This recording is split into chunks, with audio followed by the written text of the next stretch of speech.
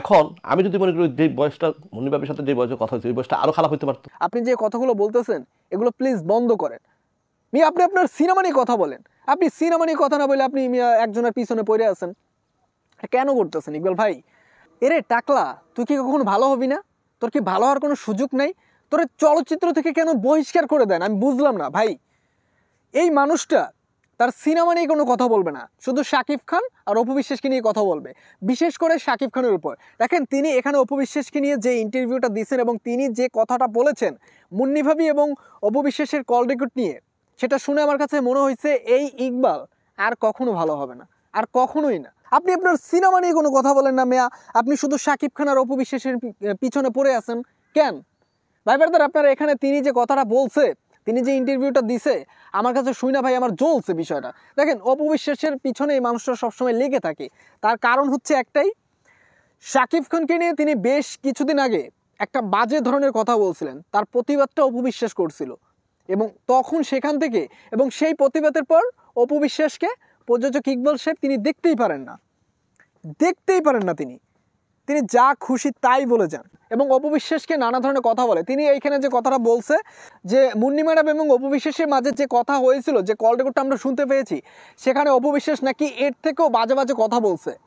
আমি আবারও বলতেছি ভাই, অপু বিশ্বাস যখন স্ট্যাটাসটা দেখছিল মুন্নি ম্যাডামের, তার ফেসবুক পেজে যে স্ট্যাটাসটা দিছিলেন, সেই স্ট্যাটাসের পরেই কিন্তু মুন্নি ম্যাডামকে তিনি ফোন দিয়েছিলেন এবং ফোন দিয়ে তিনি আসলে কি ঘটেছিল সেই বিষয়টা জানতে চাইছে।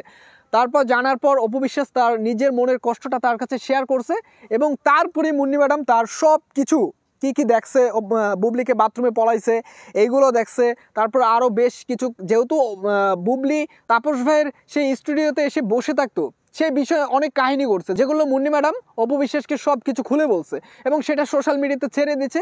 তো এটা নিয়ে এখন সোশ্যাল মিডিয়ায় ব্যাপক গরম এবং ইকবাল সাহেব তিনি যে কথাটা বলছেন ভাই, এটা আমি মানতে পারলাম না। তিনি বলেছেন সেই কল রেকর্ডে অপোজিটের যে ছিল তিনি আরও এর থেকে বাজে বাজে কথা বলছেন। অপু বিশ্বাস কি বাজে বাজে কথা বলছে?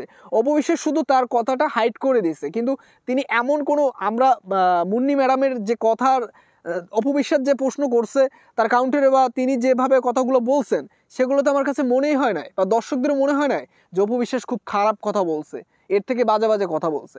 তো প্রযোজক ইকবাল সাহেব, আপনি যে হিংসা ভাব নিয়ে অপু বিশ্বাসের উপর একটা ক্ষোভ থেকে আপনি যে কথাগুলো বলতেছেন, এগুলো প্লিজ বন্ধ করেন। আপনি আপনার সিনেমা নিয়ে কথা বলেন।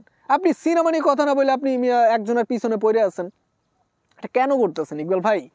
আপনার সিনেমা, আপনার dead body cinema, revenge cinema, এগুলো তো আপনি প্রচারণে কেন আসেন না? ও শাকিব খানের সিনেমার সাথে আপনি এই সিনেমা রিলিজ করবেন দেখা আপনি চুপ করে বসে আছেন, কারণ আপনি তো জানেন শাকিব খানের সাথে সিনেমা রিলিজ করলেই সেই cinema super duper hit, content যেমনই হোক সুপার টুপার হিট। ওই যে আলোচনা চলে আসবে সুপারস্টার শাকিব খানের অপোজিটে রয়েছে, তার সাথে টক্কর দেওয়ার জন্য রয়েছে এই প্রযোজক ইকবাল সাহেবের সিনেমা, এটার জন্যই তো আপনি আলোচনা চলে আসেন।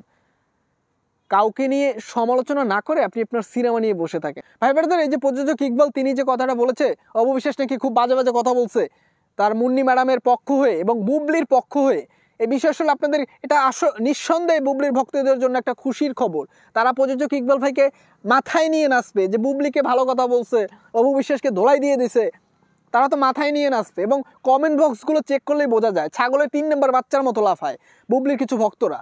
তো ভাই ব্রাদার, অপু বিশ্বাসের যারা ফ্যান ফলোয়ার রয়েছেন তারা অবশ্যই এই প্রযোজক ইকবাল ভাইকে নিয়ে এবং বুবলির কিছু লাফাঙ্গা ভক্তদের নিয়ে অবশ্যই আপনাদের মূল্যবান মতামতটি কমেন্ট বক্সে জানিয়ে যাবেন। এবং আমার চ্যানেলটিতে নতুন হয়ে থাকলে নিত্য নতুন আপডেটগুলো সবার আগে পাবার জন্য অবশ্যই চ্যানেলটি সাবস্ক্রাইব করে রাখবেন।